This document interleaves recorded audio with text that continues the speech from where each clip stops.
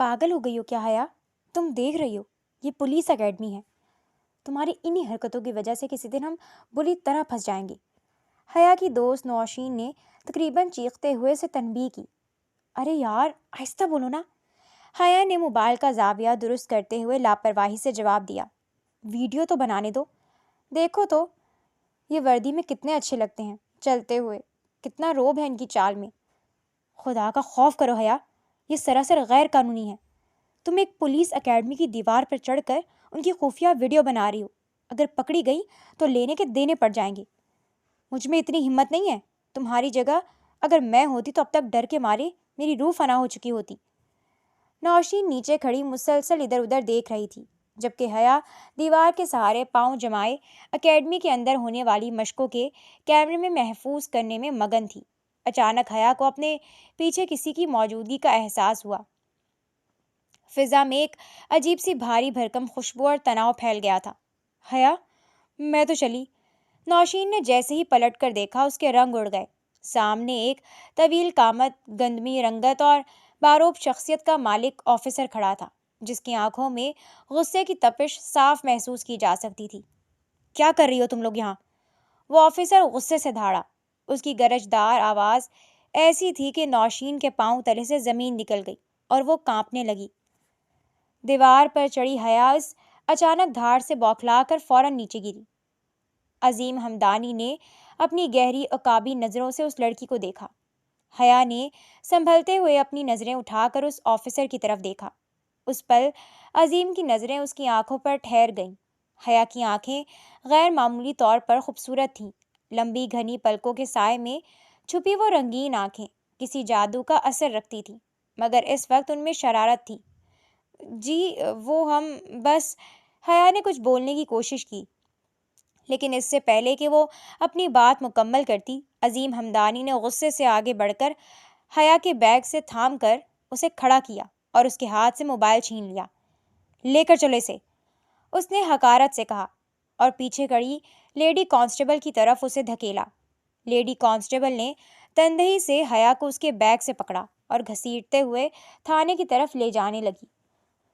عظیم ہمدانی بھی بھاری قدم اٹھاتا چہرے پر سختی لیے ان کے پیچھے ہی چل پڑا. نوشین اپنا سر پیٹتی ہوئی پیچھے بھاگی. دیکھ لیا, میں کہتی تھی نا کہ تم ہمیشہ مرواتی ہو, نوشین نے غصے سے کہا تھا. تھانے کے اندر پہنچ کر حیا نے بڑی معصومیت سے کندھے اچکا دیے جیسے اسے اپنی غلطی کا احساس تک نہ ہو. سر ہم سے غلطی ہو گئی ہے, آئندہ ہم خیال کریں گے. نوشین نے لرزتی آواز میں انسپکٹر کی طرف دیکھ کر معافی مانگی. انسپکٹر نے نظریں اٹھا کر دیکھا. ایک طرف نوشین تھی جو سر پر حجاب لیے سادے سے لباس میں سہم کر کھڑی تھی جبکہ دوسری طرف حیا تھی. ڈھیلی ڈھالی پینٹ شرٹ, سر پر بے ترتیبی سے ٹکا حجاب اور کندھے پر لٹکا بیگ. وہ بالکل لاپرواہ کھڑی ان کے درمیان ہونے والی گفتگو کا تماشا دیکھ رہی تھی. عظیم ہمدانی کو ایک لمحے کے لیے حیرت ہوئی کہ یہ لڑکی اتنی سنگین صورتحال میں بھی اتنی بے نیاز کیسے ہو سکتی ہے. ان دونوں کو سلاخوں کے پیچھے ڈال دو, عظیم نے سرد لہجے میں حکم دیا. نہیں نہیں سر پلیز ایسا نہ کریں. نوشین روحاں سی ہو گئی. اسی لمحے حیا نے ایک ایسا قدم اٹھایا جس کی کسی کو توقع نہ تھی. وہ بڑی معصومیت سے عظیم ہمدانی کی میز کی طرف بڑھی. عظیم خاموشی سے دیکھ رہا تھا کہ یہ سر پھری لڑکی اب کیا کرے گی. حیا نے اپنے بیگ میں ہاتھ ڈالا اور چند نوٹ نکال کر بڑی رازداری سے عظیم کی فائل کے نیچے دبا دیے. یہ دیکھو اے ایس پی صاحب, 500 کے ساتھ یہ 70 روپے بھی ہیں. تم یہ رکھ لو, رشوت سمجھو یا چائے پانی. بس ہمارا موبائل واپس کر دو اور ہمیں جانے دو, اس نے سرگوشی میں کہا. عظیم ہمدانی کے جبڑے تن گئے. چہرے کی رگیں غصے سے ابھر آئیں. ایک پولیس افسر کو اس کے اپنے دفتر میں رشوت کی پیشکش؟ لاک اپ میں بند کرو اسے. وہ ٹیبل پر ہاتھ مارتے ہوئے کھڑا ہوا. کچھ دیر بعد عظیم ہمدانی نے لیڈی کانسٹیبل کو بلا کر حکم دیا, اس کا موبائل چیک کرو اور دیکھو اس میں کیا کیا موجود ہے. لیڈی کانسٹیبل موبائل لے کر چلی گئی تھی. تھانے کے کمرے میں تناؤ کی فضا برقرار تھی. عظیم ہمدانی اپنی کرسی پر بیٹھا غصے سے اپنی پیشانی مسل رہا تھا. اس کے سامنے والی میز پر وہ 570 روپے اب بھی پڑے تھے جو اس سر پھری لڑکی نے اسے بطور رشوت پیش کیے تھے۔ باہر کوریڈور میں حیا اور اس کی دوست کے رونے اور التجاؤں کی آوازیں آ رہی تھیں، مگر عظیم کا دل پگھلنے والا نہیں تھا۔ اچانک دروازے پر دستک ہوئی اور لیڈی کانسٹیبل صوبیہ حیا کا موبائل ہاتھ میں لیے تیزی سے اندر داخل ہوئی۔ اس کے چہرے پر ایک عجیب سی بوکھلاہٹ اور حیرت تھی۔ سر، ایک بہت ضروری بات ہے۔ صوبیہ نے قریب آ کر موبائل میز پر رکھا۔ عظیم نے سرد نظروں سے اسے دیکھا۔ کیا ہوا؟ کیا کوئی اور غیر قانونی ویڈیو ملی ہے؟ سر، ویڈیو تو صرف اکیڈمی کی ہے، لیکن جب میں نے گیلری کی گہرائی سے تلاشی لی تو مجھے کچھ ایسی تصاویر اور تفصیلات ملی ہیں جو صرف ایک عام طالبہ کے موبائل میں نہیں ہو سکتی۔ صوبیہ نے موبائل کی اسکرین آن کی اور ایک فولڈر کھول کر عظیم کے سامنے کر دیا۔ سر، یہ دیکھیں، اس لڑکی کے گھر کی ویڈیوز اور اس شخص کے ساتھ اس کی یہ تصاویر۔ عظیم ہمدانی نے لاپرواہی سے موبائل کی اسکرین پر نظر ڈالی، لیکن اگلے ہی لمحے اس کے پورے وجود کو جیسے بجلی کے جھٹکے نے چھو لیا ہو۔ اس کے ہاتھ ساکت ہو گئے اور آنکھیں پھیل گئیں۔ اسکرین پر موجود تصویر میں حیا ایک ادھیڑ عمر، باروب مگر شفاف چہرے والے شخص کے ساتھ ہنس رہی تھی۔ وہ شخص کوئی اور نہیں، ملک زاویار تھا، وہی شخص جس نے برسوں پہلے عظیم کے خاندان کی خوشیاں ملیاں میٹ کر دی تھیں، جس کی وجہ سے عظیم کے باپ کو ناحق جیل کاٹنی پڑی اور جس کا لہو عظیم کی آنکھوں میں آج بھی تیرتا تھا۔ یہ ملک زوار کی بیٹی ہے؟ عظیم کی آواز اس کے حلق میں پھنس کر رہ گئی۔ جی سر، اور صرف تصویریں نہیں، اس میں کچھ ایسی چیٹس اور میسیجز بھی ہیں جن سے معلوم ہوتا ہے کہ یہ اپنے باپ سے جھگڑ کر یا شاید کسی بات پر ناراض ہو کر خاموشی سے شہر بھاگ گئی ہے۔ اس نے اپنی شناخت چھپائی ہوئی ہے۔ صوبیہ نے مزید انکشاف کیا۔ عظیم نے موبائل اٹھایا اور تصویر کو زوم کیا۔ وہی نقش، وہی آنکھیں جو ملک زوار کی تھیں، اب حیا کی صورت میں اس کے سامنے تھی۔ ایک پل کے لیے کمرے میں سناٹا چھا گیا۔ عظیم کے ذہن میں ماضی کی فلم چلنے لگی، چیخیں، آگ اور ملک زوار کا وہ قہقہا جو اسے راتوں کو سونے نہیں دیتا تھا۔ اچانک عظیم کے لبوں پر ایک ایسی مسکراہٹ ابھری جو فاتحانہ بھی تھی اور بھیانک بھی۔ اس نے کرسی کی پشت سے ٹیک لگائی اور چھت کی طرف دیکھ کر ایک گہرا سانس لیا۔ تو قسمت خود چل کر میرے پاس آئی ہے، اس نے سرگوشی کی۔ جس انسان کو ڈھونڈنے کے لیے میں نے آسمان ایک کر رکھا تھا، قدرت نے اس کی سب سے پیاری اور اکلوتی نشانی میری چوکھٹ پر لا پھینکی ہے۔ اسے یقین نہیں آ رہا تھا کہ کامیابی کی کنجی اتنی آسانی سے اس کے ہاتھ لگ جائے گی۔ ملک زوار جیسے طاقتور انسان کو جھکانے کے لیے یہ لڑکی اس کا بہترین ہتھیار بن سکتی تھی۔ عظیم کی آنکھوں میں اب غصہ نہیں بلکہ ایک وحشیانہ چمک تھی۔ صوبیہ، اس لڑکی کو ابھی کے ابھی میرے کیبن میں لاؤ، اس نے فیصلہ کن انداز میں کہا، اور اس کی دوست کو باہر نکال دو۔ اسے کہو کہ اگر وہ اپنی خیر چاہتی ہے تو اس کا نام بھی نہ لے، ورنہ وہ کبھی جیل سے باہر نہیں آئے گی۔ عظیم نے میز پر پڑے ان نوٹوں کو دیکھا اور ایک زوردار قہقہا لگایا۔ 570 روپے میں تم اپنی آزادی خریدنا چاہتی تھی حیا؟ تمہیں نہیں معلوم کہ تمہاری قیمت میرے نزدیک کتنی زیادہ ہے۔ تم وہ قیمت ہو جو تمہارا باپ اپنے غرور سے ادا کرے گا۔ کچھ ہی دیر بعد جب حیا کو دوبارہ اس کے سامنے لایا گیا تو وہ پہلے والی لاپرواہ لڑکی نہیں لگ رہی تھی۔ اس کی آنکھوں میں خوف تھا، لیکن عظیم کا انداز اب مکمل طور پر بدل چکا تھا۔ وہ ایک شکاری کی طرح اسے دیکھ رہا تھا جس نے اپنے شکار کو گھیرے میں لے لیا ہو۔ عظیم میز سے ٹیک لگا کر اس کے قریب ہوا۔ تو مس حیا ملک زوار، کیا آپ کو واقعی لگا تھا کہ آپ ایک پولیس افسر کو رشوت دے کر اتنی آسانی سے نکل جائیں گی، خاص طور پر اس افسر کو جس کی زندگی کا واحد مقصد آپ کے باپ کی تباہی ہے؟ حیا کے چہرے کا رنگ پیلا پڑ گیا۔ حیا حیرت سے عظیم کو دیکھ رہی تھی۔ کیا مطلب ہے آپ کا؟ میں سمجھی نہیں۔ وہ حیرت سے عظیم ہمدانی کا چہرہ دیکھتے ہوئے بولی تھی۔ وہ تمہیں آہستہ آہستہ سمجھ آ ہی جائے گا، وہ کہتے ہوئے اس کی طرف بڑھا تھا۔ اور تم، عظیم نے حیا کا ہاتھ مضبوطی سے پکڑا، تم اب میرے ساتھ چلو گی۔ کہاں؟ چھوڑیے مجھے، آپ مجھے گھر جانے دیں۔ حیا نے مزاحمت کی، مگر عظیم کی گرفت فولادی تھی۔ گھر؟ اب تمہارا کوئی گھر نہیں ہے۔ تم میرے دشمن کی سب سے بڑی کمزوری ہو اور اب تم میری قید میں ہوگی۔ وہ اسے زبردستی گھسیٹتا ہوا اپنی گاڑی تک لے گیا اور اپنے پرائیویٹ فلیٹ کی طرف روانہ ہو گیا۔ گاڑی سڑک پر فراٹے بھر رہی تھی۔ ایس پی عظیم ہمدانی کا ایک ہاتھ اسٹیئرنگ پر تھا جبکہ دوسرا ہاتھ مسلسل موبائل فون پر چل رہا تھا۔ وہ کسی گہری سوچ میں ڈوبا ہوا معلوم ہوتا تھا۔ گاڑی کی پچھلی نشست پر حیا ساکت و جامد بیٹھی تھی۔ اس کا پورا وجود خوف سے کانپ رہا تھا۔ اسے سمجھ نہیں آ رہا تھا کہ چند گھنٹوں میں اس کی زندگی نے ایک کیسا بھیانک موڑ لے لیا ہے۔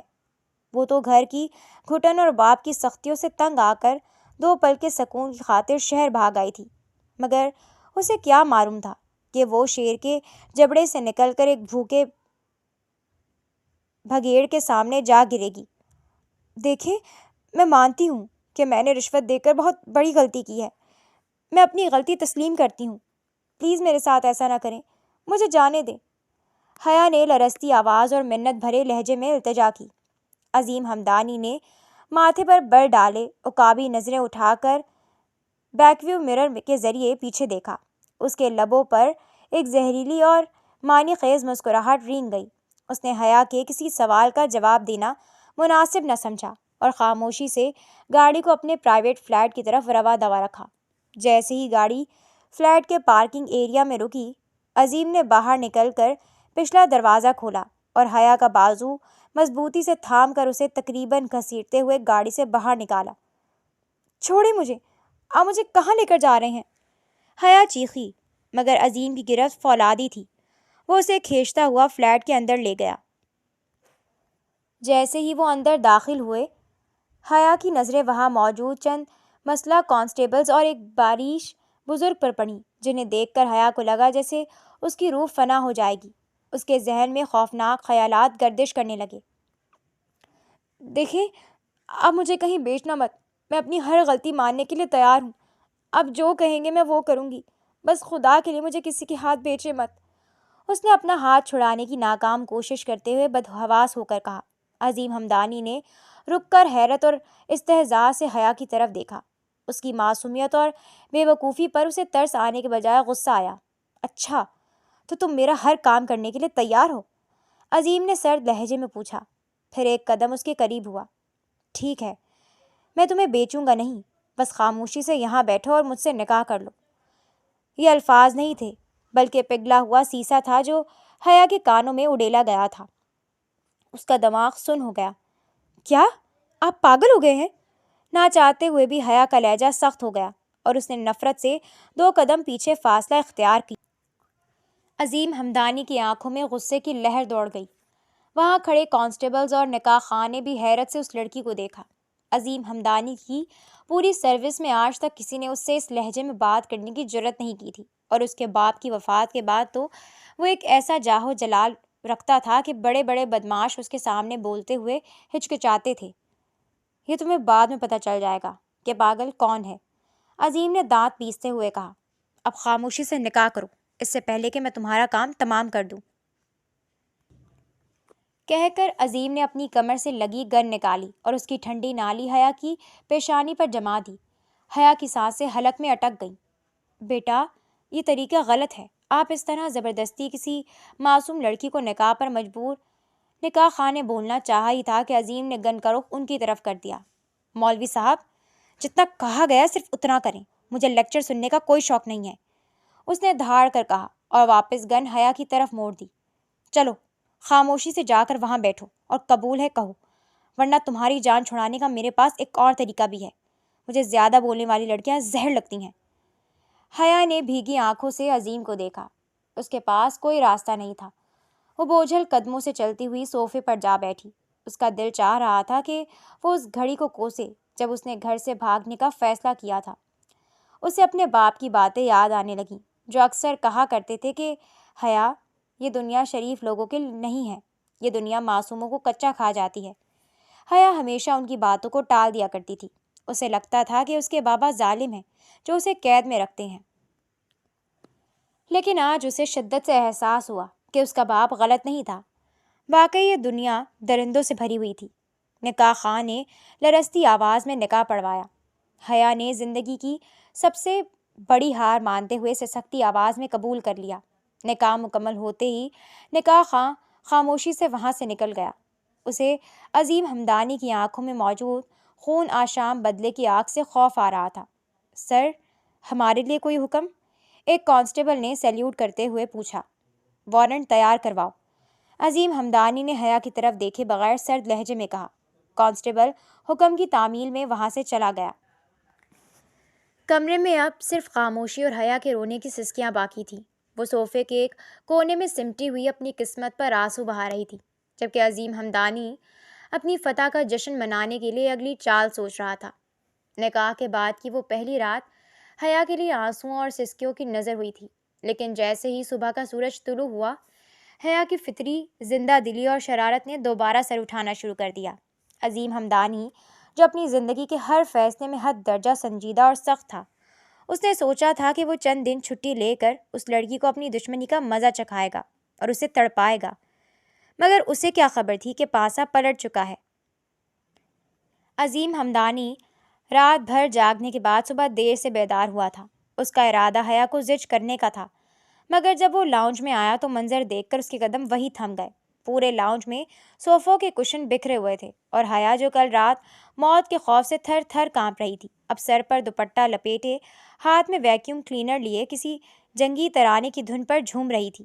عظیم نے غصے سے اسے دیکھا، مگر حیا نے اسے مکمل طور پر نظر انداز کرتے ہوئے ویکیوم کلینر کا رخ اس کے پیروں کی طرف کر دیا۔ یہ کیا بدتمیزی ہے؟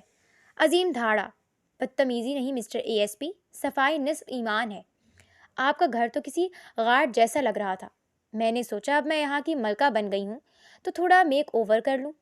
حیا نے بڑی معصومیت سے ویکیوم کلینر بند کیا اور اپنی بڑی بڑی آنکھیں پٹپٹاتے ہوئے بولی۔ عظیم کا پارا ہائی ہو گیا۔ تم قیدی ہو میری، ملکہ نہیں۔ اور یہ حلیہ کیا بنایا ہوا ہے؟ قیدی تو میں اپنے باپ کے گھر پہ بھی تھی، وہاں تو ہر بات پر پہرے تھے۔ یہاں کم از کم میں اپنی مرضی سے جھاڑو تو لگا سکتی ہوں۔ اب آپ ذرا سائڈ پر ہوں، مجھے کچن میں پکوڑے تلنے ہیں۔ حیا نے اپنے ڈھیلے ڈھالے کپڑوں کو جھٹکا اور مسکرا کر بولی۔ عظیم نے سر پکڑ لیا۔ وہ اسے ذہنی اذیت دینا چاہتا تھا اور وہ یہاں پکوڑوں کی منصوبہ بندی کر رہی تھی۔ وہ اسے نظر انداز کرتی کچن میں چلی گئی تھی۔ یہ لڑکی مجھے پاگل کر دے گی۔ عظیم ہمدانی غصے سے دھاڑا اور تیز قدم اٹھاتا کچن کی طرف بڑھا۔ یہاں سامان نہیں۔ وہ بولتے بولتے اچانک رک گیا۔ اس کی زبان کو جیسے بریک لگ گیا ہو۔ اس نے دیکھا کہ کچن کا وہ پورا راشن جو وہ مہینے بھر کے لیے لایا تھا اور جسے اس نے بے ترتیبی سے کاؤنٹر پر پٹخ دیا تھا، اب نہایت نفاست سے اپنی اپنی جگہوں پر سیٹ تھا۔ ایک ایک ڈبہ، ایک ایک پیکٹ ترتیب سے سٹور کیا گیا تھا اور پورا کچن آئینے کی طرح چمک رہا تھا۔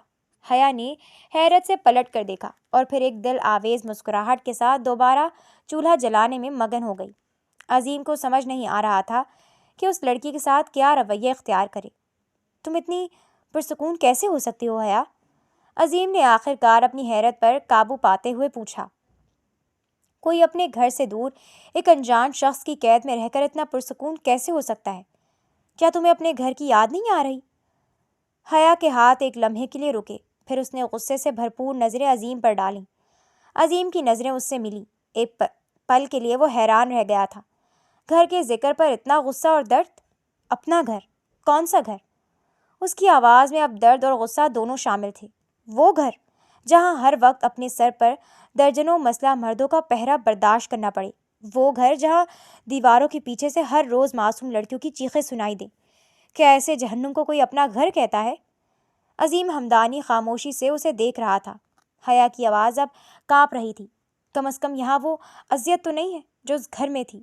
یہاں مجھے معصوم لوگوں کو مرتے ہوئے نہیں دیکھنا پڑتا۔ یہاں وہ ہزاروں نظریں نہیں ہیں جو ہر وقت میرا پیچھا کرتی تھیں۔ یہاں صرف ایک آپ ہیں جو میرے شوہر ہیں اور مجھے نظر انداز کرتے ہیں۔ مجھے اسی چیز کی خوشی ہے۔ حیا نے ایک لمبا سانس لیا۔ پوری رات میں نے رو کر گزاری، لیکن پھر مجھے احساس ہوا کہ رونے سے کیا حاصل، اور میں اس گھر سے فرار ہی تو چاہتی تھی۔ مل گئی یہاں وہ سب کچھ نہیں ہوگا جو وہاں تھا۔ اس لیے میں نے سوچا کیوں نہ اس نئی زندگی کو جیا جائے۔ اس نے پہلے غصے سے بولا اور پھر آخر میں ایک درد بھری مسکراہٹ چہرے پر سجا کر آنکھیں بند کر لیں۔ اگلے ہی لمحے وہ دوبارہ اپنے کام میں مصروف ہو گئی۔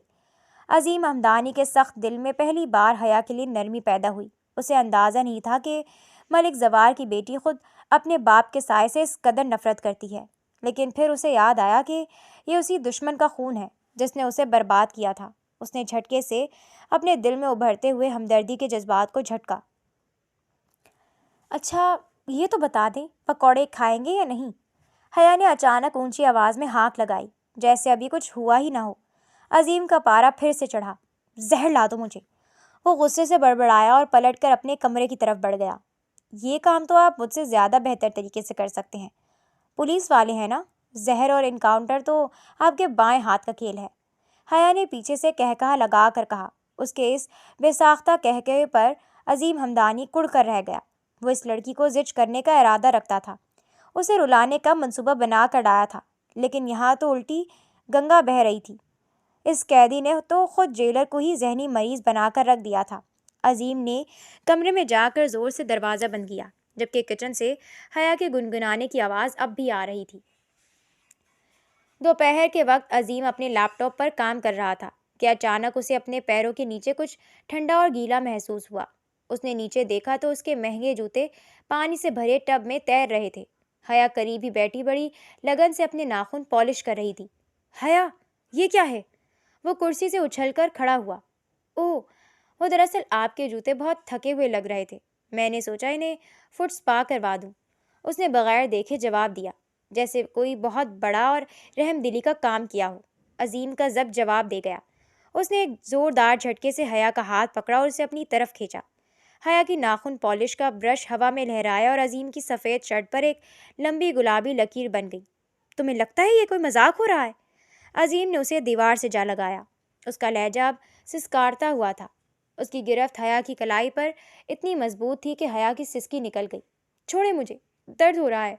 حیا نے مزاحمت کرنی چاہی، لیکن عظیم کا چہرہ اب اس کے اتنے قریب تھا کہ اسے اس کی گرم سانسیں اپنی پیشانی پر محسوس ہو رہی تھیں۔ میں نے تمہیں یہاں اپنی زندگی عذاب کرنے کے لیے نہیں رکھایا، میں تمہیں تمہارے باپ کی گناہوں کی سزا دینے کے لیے لایا ہوں۔ عظیم کی آنکھیں غصے سے دہک رہی تھی۔ حیا نے ڈرنے کے بجائے ہمت جمع کی اور اپنی خوبصورت رنگین آنکھیں سیدھی عظیم کی آنکھوں میں ڈال دیں۔ تو دے نا سزا، کون روک رہا ہے؟ مار دے مجھے، یا پھر… اس نے ایک شرارتی مسکراہٹ کے ساتھ بات ادھوری چھوڑ دی۔ عظیم کی نظریں حیا کے لرزتے گلابی لبوں پر ٹھہر گئی۔ غصہ آہستہ آہستہ ایک عجیب سی بے چینی میں بدلنے لگا۔ کمرے میں اچانک خاموشی چھا گئی، صرف ان دونوں کے دلوں کی دھڑکنیں تھیں جو ایک دوسرے کے ساتھ مقابلہ کر رہی تھیں۔ حیا کو اپنی دھڑکنیں اپنے کانوں میں سنائی دے رہی تھیں۔ عظیم کا روب، اس کی مردانہ خوشبو اور اس کی قربت حیا کے اندر ایک عجیب سا ارتعاش پیدا کر رہی تھی۔ عظیم نے محسوس کیا کہ وہ اس لڑکی کی آنکھوں کے سحر میں کھوتا جا رہا ہے۔ اس نے فوراً اس کا ہاتھ جھٹک کر اسے خود سے دور کیا۔ باہر نکلو یہاں سے، اگر اب کوئی شرارت کی تو میں تمہاری زبان کٹوا دوں گا۔ اس نے سنبھلنے کی کوشش کرتے ہوئے بلند آواز میں کہا، مگر اس کی آواز میں وہ پہلی جیسی سختی غائب تھی۔ حیا ہانپتی ہوئی دور ہٹی، مگر اس کے چہرے پر ایک فاتحانہ چمک تھی۔ وہ جان گئی تھی کہ پتھر دل ASP جتنا سخت نظر آتا ہے، اس کے اندر بھی کہیں ایک انسان بستا ہے جسے وہ اپنی شرارتوں سے موم کر سکتی ہے۔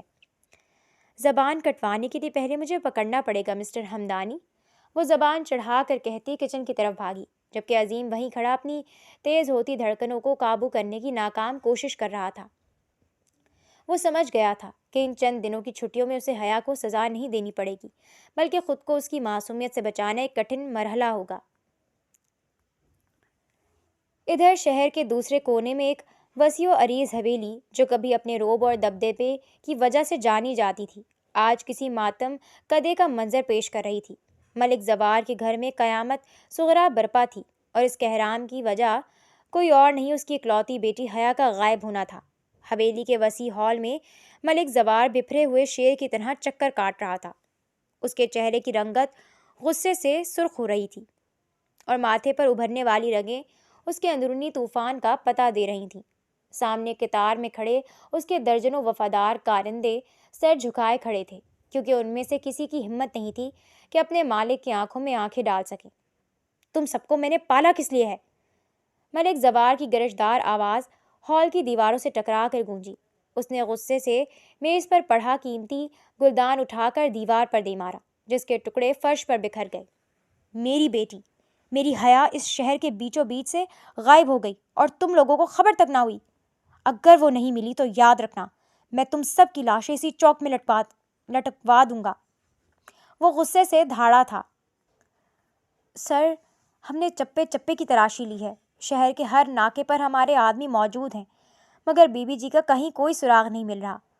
اس کے ایک قریبی کارندے نے لرزتی آواز میں جواب دیا، مجھے سراغ نہیں، مجھے میری بیٹی چاہیے۔ ملک زوار نے اس کی قمیص کا کالر پکڑ کر اسے اپنی طرف کھینچا۔ وہ معصوم ہے، اسے دنیا کی اونچ نیچ کا نہیں پتا۔ اگر اسے کسی دشمن نے ہاتھ لگایا ہے تو میں اس شہر کو آگ لگا دوں گا۔ اسی لمحے ملک زوار کا فون بج اٹھا۔ اس نے تڑپ کر فون اٹھایا۔ اسے امید تھی کہ شاید کوئی اچھی خبر ہو، مگر دوسری طرف سے آنے والی اطلاع نے اس کے پیروں تلے سے زمین نکال دی۔ سر، ایک کانسٹیبل کے ذریعے خبر ملی ہے کہ کل رات ایس پی عظیم ہمدانی نے ایک لڑکی کو گرفتار کیا تھا جس کا حلیہ بی بی جی سے ملتا جلتا ہے۔ اور سر، فون کرنے والا کچھ ہچکچایا۔ اور کیا؟ بولو۔ ملک زوار دھاڑا۔ سر، خبر یہ ہے کہ وہ لڑکی اب تھانے میں نہیں ہے، بلکہ عظیم ہمدانی اسے زبردستی اپنے ساتھ کسی نامعلوم مقام پر لے گیا ہے۔ ملک زوار کے ہاتھ سے فون چھوٹ کر نیچے گر گیا۔ اس کی آنکھوں کے سامنے وہ پرانی دشمنی ایک فلم کی طرح چلنے لگی جو اس نے عظیم ہمدانی کے خاندان کے ساتھ شروع کی تھی۔ اسے سمجھنے میں دیر نہ لگی کہ عظیم نے اس کی سب سے بڑی کمزوری پر وار کیا ہے۔ عظیم ہمدانی؟ ملک زوار کے لہجے میں ایسی درندگی تھی کہ وہاں کھڑے کارندوں کی ریڑھ کی ہڈی میں سرد لہر دوڑ گئی۔ اگر میری بیٹی کو ایک خراش بھی آئی تو میں قانون اور وردی کی پرواہ کیے بغیر تیری نسلیں مٹا دوں گا۔ اس نے فوراً اپنے آدمیوں کو حکم دیا، تیار ہو جاؤ، ہمیں پولیس لائنز نہیں، عظیم ہمدانی کے ہر ٹھکانے پر حملہ کرنا ہے۔ مجھے میری بیٹی ہر قیمت پر واپس چاہیے، چاہے اس کے لیے مجھے پورے شہر کو لہو میں نہلانا پڑے۔ حویلی کے باہر درجنوں گاڑیوں کے سٹارٹ ہونے کی آوازیں آنے لگیں اور وہ سب تیزی سے اپنی اپنی پوزیشنز سنبھالنے لگے۔ ملک زوار کی آنکھوں میں اب صرف خون تھا، بدلے کا خون اور اپنی بیٹی کو کھونے کا خوف۔ اسے نہیں معلوم تھا کہ جس بیٹی کو وہ ڈھونڈ رہا ہے وہ اس وقت اپنے دشمن کے گھر میں پکوڑے تلنے کی فرمائشیں کر رہی ہے اور اس نے اس کے دشمن کا ہی جینا دو بھر کر رکھا ہے۔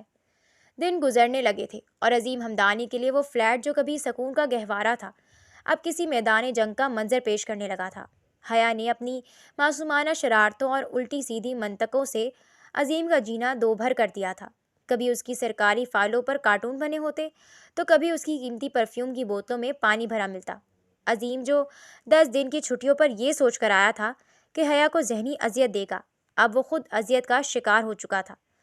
تنگ آ کر اس نے 3 دن میں ہی ہار مان لی اور اپنی باقی چھٹیاں منسوخ کر کے دوبارہ ڈیوٹی جوائن کر لی۔ اب وہ سارا دن تھانے میں گزارتا اور رات گئے گھر لوٹتا۔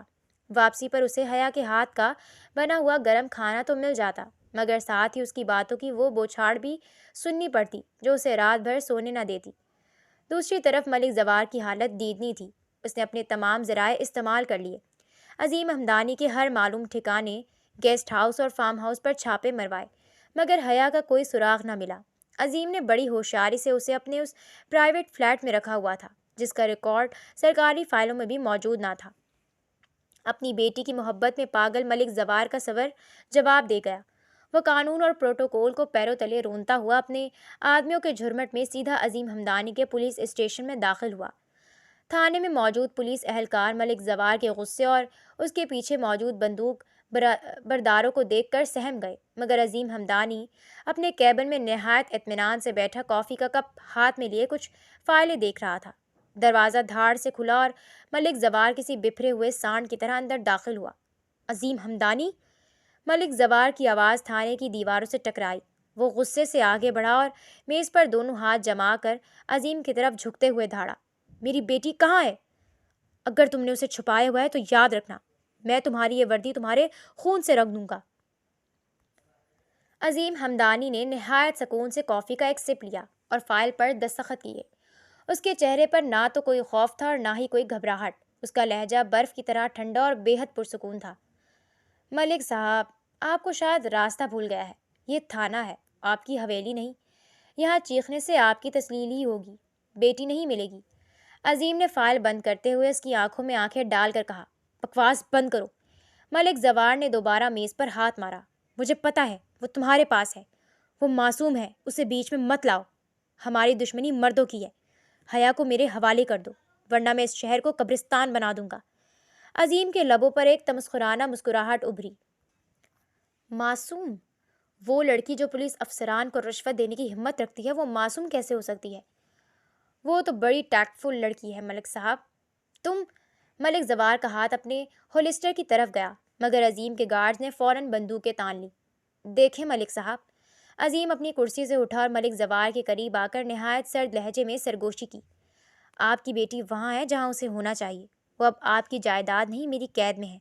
اور یاد رکھیں، میں وہ بدلہ لوں گا جو تاریخ یاد رکھے گی۔ اب آپ جا سکتے ہیں، اس سے پہلے کہ میں آپ کو سرکاری کام میں مداخلت کے جرم میں اسی تھانے کی سلاخوں کے پیچھے ڈال دوں۔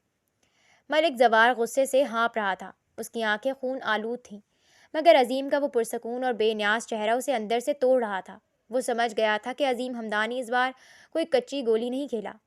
یاد رکھنا عظیم، اگر میری بیٹی کو ایک خراش بھی آئی تو تم تڑپ تڑپ کر مرو گے۔ ملک زوار نے آخری وار کیا اور پیر پٹکتا ہوا باہر نکل گیا۔ عظیم ہمدانی دوبارہ اپنی کرسی پر بیٹھ گیا۔ اس کے چہرے پر وہی سکون تھا، مگر دل کی گہرائیوں میں حیا کی وہ معصوم باتیں گونج رہی تھیں جو وہ پچھلی 3 راتوں سے سن رہا تھا۔ اسے احساس ہوا کہ وہ اس دشمنی میں جتنا آگے جانا چاہتا تھا، حیا کی شخصیت اسے اتنا ہی پیچھے کھینچ رہی تھی۔ عظیم ہمدانی جب تھانے سے واپس گھر پہنچا تو اسے فلیٹ میں وہ معمول کا شور اور شرارتیں سنائی نہ دیں جو پچھلے چند دنوں سے اس کا سر چکرا رہی تھیں۔ پورا گھر خاموشی میں ڈوبا ہوا تھا اور کچن کا چولہا بھی ٹھنڈا پڑا تھا۔ عظیم کے دل میں ایک انجانا سا خوف لہرایا۔ وہ تیز قدموں سے بیڈ روم کی طرف بڑھا تو دیکھا کہ حیا بستر پر سمٹی پڑی تھی۔ اس کا چہرہ بخار کی تپش سے سرخ ہو رہا تھا اور وہ نیم بے ہوشی کی حالت میں سسک رہی تھی۔ حیا، کیا ہوا تمہیں؟ عظیم نے اس کی پیشانی پر ہاتھ رکھا تو اسے محسوس ہوا جیسے وہ تندور کو چھو رہا ہو۔ حیا نے بمشکل آنکھیں کھولیں اور لرزتے لبوں سے بولی، بہت ٹھنڈ لگ رہی ہے۔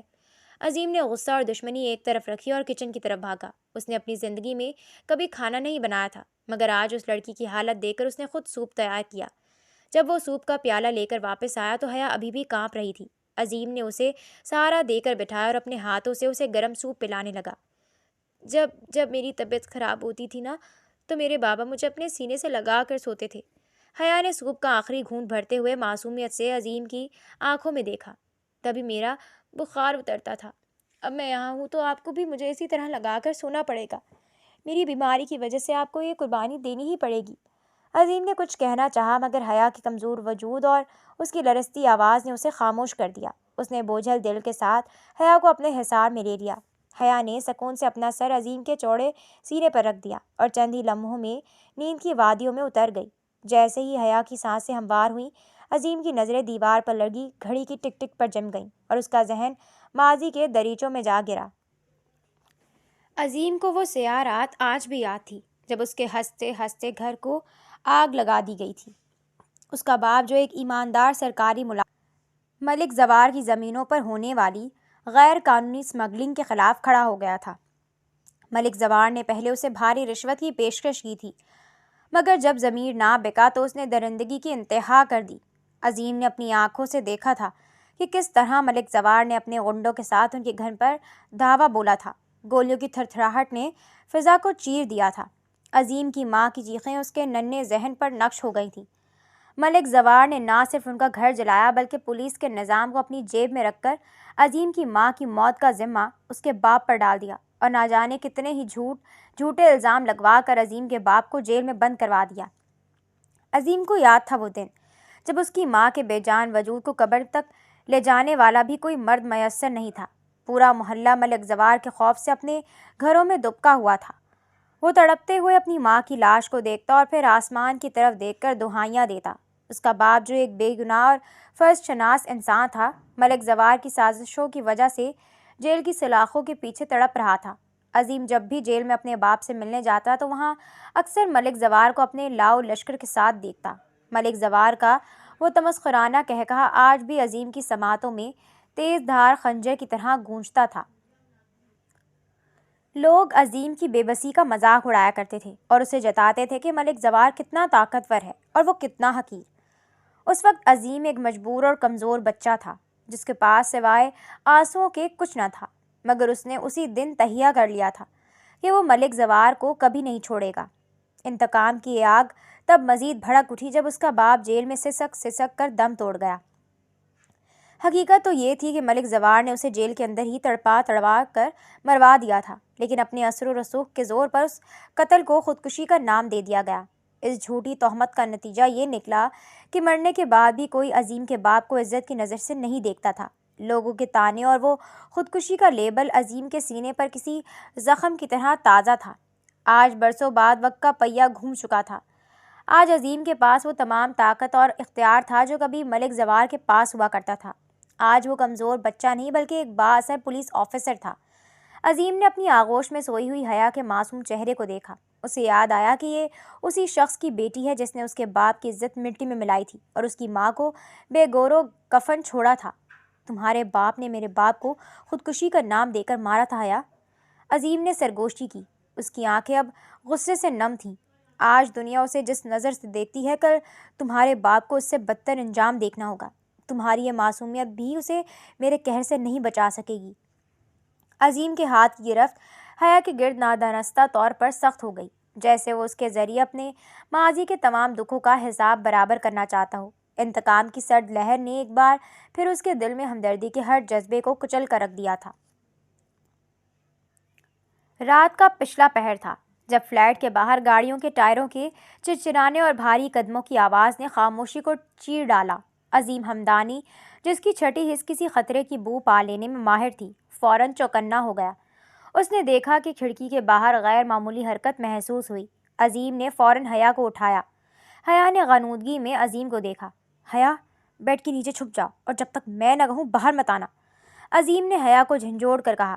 حیا نے ناسمجھی سے پہلے عظیم کو دیکھا۔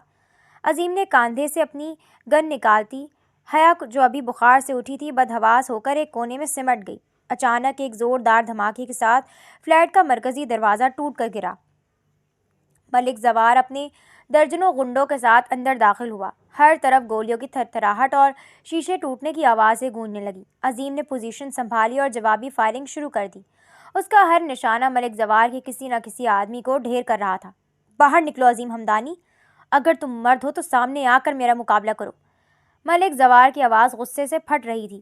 عظیم ایک صوفے کی اوٹ سے نکلا۔ اس کی آنکھوں میں برسوں کا انتقام دہک رہا تھا۔ آج تم خود اپنی موت کے پاس آئے ہو ملک زوار۔ دونوں کا آمنا سامنا ہوا تو فضا تھم سی گئی۔ ملک زوار نے اپنی پسٹل تانی مگر عظیم کی تیزی کے سامنے وہ مات کھا گیا تھا۔ عظیم نے ایک زوردار کک مار کر اس کے ہاتھ سے ہتھیار گرایا اور اسے گردن سے دبوچ کر دیوار کے ساتھ جا لگایا۔ عظیم کی گن کی نالی اب ملک زوار کی کن پٹی پر تھی۔ آج میں اپنا حساب برابر کروں گا۔